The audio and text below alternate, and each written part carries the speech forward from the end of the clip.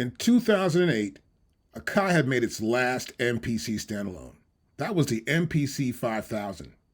After a big fiasco with Just Blaze and his report about how bad it was, calling it an MPC 3500, it wasn't worthy being a 5000, and a lot of bad news from the press, they came back, made an update, but since then, they had stopped. And the reason why is that Native Instruments made a presentation the same day that AKAI presented an update for the MPC 5000.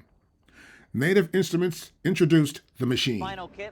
It went on sale in March and kept moving. It became the top #1 production software to get, and primarily too because it's cheaper than an MPC, and of course, during a global recession, the Great Recession, it's just better to get something cheaper that does the same thing. So over the next 8 years, AKAI starts to follow machine.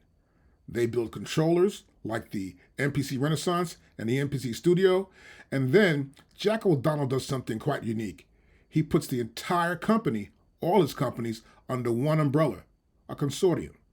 So he can use the proprietary technology of the different companies he owns for MPC devices. He's trying to build a brand new standalone, but he has to get the staff and get the code written properly and make it so that you can go from controller to standalone. This takes over 8 years to get done. Then in 2016, they come out with the MPC Touch. The software for this machine is different and new. It's MPC 2.0, but it works perfectly.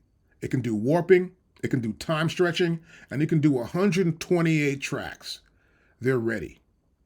So in 2017, they go to the NAMM show with their latest and biggest device, the MPC X. Really cool things that I'll show you. So we've got the whole OLED scribble strips, which are on the left-hand side here. So these are the really new, updated Q-Links. Now, these are really, really enhanced from the previous that were on Ren. So we've got different types of modes now. So one of the cool modes is pad scene. So we can basically set up our parameters. So if I'm in drums, we can set up our favorite default of 16 parameters across the pad. So we can always jump to them whenever we want. We could go into pad parameters, and now I can jump between volume, panning, send returns, etc., without having to assign one set of Q-links to that one command. I can jump through multiple commands now, which is, especially if you're mixing and you want to fine-tune your drums, it's great having that. And again, we can do that by program, by pad parameter, or by project as well. So if you want to have control over the project, you can do the same thing with the Q-links and actually control the levels of the tracks and everything. So a lot more hands-on control. Audio tracks as well. We'll fly back to audio tracks really, really quickly. Edit audio. Again, select a region. I can now detune. Let's just take it down to 5. So we could take this number here. Let's cut this here. Do erase, select, duplicate.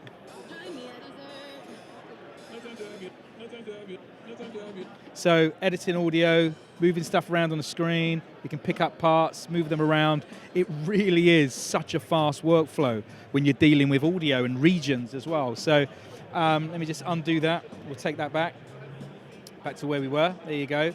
So obviously there's a lot of ins and outs on RenX as well. So just to fly through, we've got 2 instrument inputs on here. So you want to bring your guitar straight in, we can then record audio directly in or sample. It's up to you. You've still got all the classic sample features. So we can go into sample edit, we can look at all of our samples, gonna move. We can go into browser, sample record. So we can still record that way, or we can just go straight into audio tracks. Go to new audio track, open up our command here, this one here, there we go. And then we can set this up into record mode, input configuration, go into record, and start recording on audio tracks instantly. So from a feature set perspective, MPC X really is the hub of your studio. You've got 8 CV gates, you've got 8 separate outputs, you've got multiple inputs as well. We've got 2 USB ports for adding your own internal hard drives. So if you want to bring in on your own samples, you've got a 16 gig SSD drive on board. You've got a SATA docking connection underneath. So if you want to put like a terabyte hard drive inside with all your own samples, you can. And again, you know, the main thing is the touch screen facility as well is unbelievable when you use it, because it really does enhance the workflow. So hopefully you can hear me. It's quite noisy down on the floor today.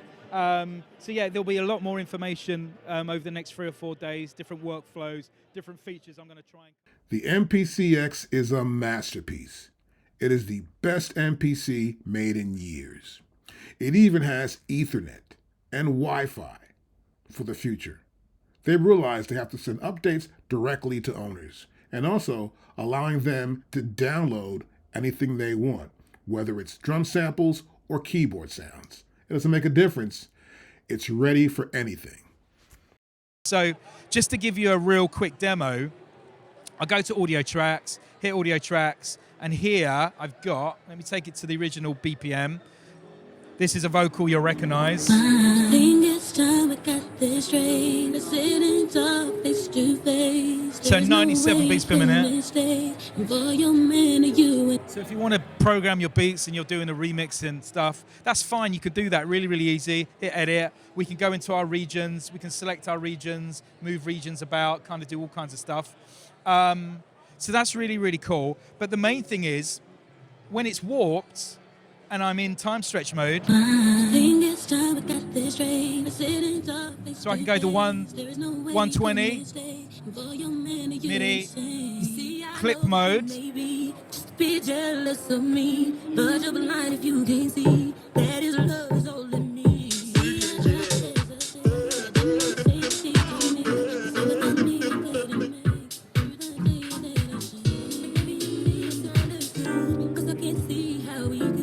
We can mute our clips, do different types of pad quantize. So if you want your clips to be running 1 bar, 2 bar, 4 bars or whatever, different toggle modes. So you've got a lot of control over all your clip parameters. But wait a minute. They have another MPC, the MPC Live. They've made 2 of them. One for production, one to go live. It even has batteries. They're understanding now that some people don't want to go on the computer. They want to go live with it. They want to hang out with their machine. They want to do something someplace else, someone's house, maybe go to a friend's house and record some vocals. They are waking up and they're taking control. The MPC Live is awesome as well. Let's take a look at our MPC X. Here you see our Q link over here on the left-hand side. Each knob has a description of what its function is right above it in our Q link section. Now above here, we have our pad bank. You'll see we have A, B, C, D, and E, F, G, H. To get to the bottom ones, just press the Shift key first. Next, we see full level, 16 level, track mute, and next sequence. Next, below here we have our program edit, sample edit, pad mixer, and channel mixer. Now below here we have the destination for our Q link, whether it's project, program, pad scene, or screen control. Next, we have our monitor, and of course our buttons below that. Menu, browser, step edit, sampler, FX, and pad perform. Next to that, we have our LED meter. We have arm, read write, mute, and solo. We have our gain 1, gain 2, and we also have our go to mono or stereo and the master output. Now next we have our data wheel with plus and minus. We have the cursor up, down, left, and right, and you can also just press enter by pushing a little button in. We have erase, undo, and copy. Now next we have our data entry, which is right there, of course. Just put your data in, just press enter. And here we have our F key, we have tap tempo, we have our main or track, and we have note repeat. Now we have note repeat there with shift. See that shift right there? And next we have here locate. Locate event, locate a start point, and just locate it. Pretty simple to do. And below here we have our transport section. Just record, overdub, stop, play, and play start. Now I want to look at the back of our MPC X. Now the first inputs we'll see are 1 and 2, which is a combo input right there for both. Next, we'll see inputs 3 and 4. We have 1/4 inch, and we also have phono, left and right, and it's either line or phono. Our outputs here are 3, 4, 5, 6, and 7, 8. And 1 and 2 are our main outputs, which are right there, left and right. Now we have MIDI as well. We have 4 MIDI outs and 2 MIDI ins. Classic for MPCs. And above that, we have our CV gates, 1 through 8. Next here, we have our USB. Next one is our USB out. And of course, we have a power input and our power button to turn it on. Now look at the front here. We have our SD card slot. Slip it right in there, and you can save to your SD card. Next, we have our foot switches, 1 and 2, and instruments 1 and 2. You can plug a bass guitar or whatever in there, and you're good to go.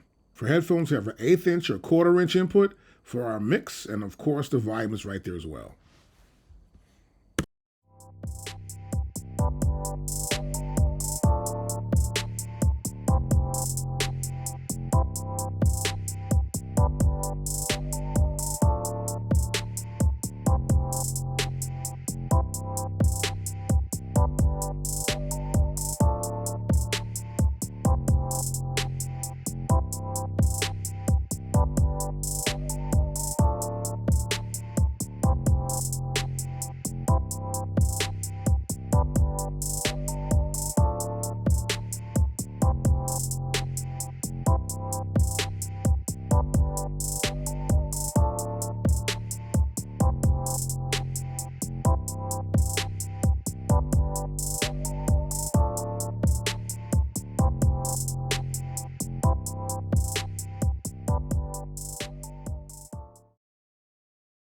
Now, first off, we have our MPC pads on the MPC Live right here. Great pads, very sensitive, classic MPC pads that can be lit to different colors. Now, next on top here, we have our pad banks on top, and below they have different mode functions, like latch for a note repeat. The top bank there is A and E. Here, it's B and F, and it's full level and half level. The next one is C and G, and the little button there is for 16 levels. And next, we have D and H, and the button there is for erase. Now, of course, we have a classic MPC monitor. It doesn't come up at all, it's just laying flat, but it's a pretty big monitor, and it works. Just simply works well. Well lit, too. We have shift, menu, main, undo, and copy right there. And of course, we have our transport section here. We have record, overdub, stop, play, and play start. And of course, tap on the left-hand side. We got plus and minus for our cursors like. And then we also have a data wheel that's next to that. But we have a Q link on top here on the right-hand side. We can go to each Q link section if you want to, because we have 4 Q link knobs. And under that, we have that data wheel right there next to the plus and minus. And that's the front of our MPC Live. Now looking at the back here, we'll check this out. You'll see here on the far left-hand side, we have master volume and of course, phono output. Now next to that, we have the master output, which is left and right. We have more. We have 4 more. We have 3 and 4 and 5 and 6 outputs in case you want to send 6 outputs, particularly if you're going to be live. We have record. We have a record volume. And above that, we have our lock insert to lock our MPC Live. Then we have our ground post right there. And a switch to go between line and phono. And there's phono right there. And here's in here. This is line in, directly in. And next we have MIDI out and MIDI in, 2 of each, A and B and 1 and 2. Then above that is where we place our SD card. Just put it in the slot, you can save, and you can load. Now we have 2 USB ports here. And then we have also a USB out right there. Now next to that here, we have our ground post right there. We have more of a latch. That'll hold up your cable. And next to that, we have our power on, and then we can insert our power right next to it also.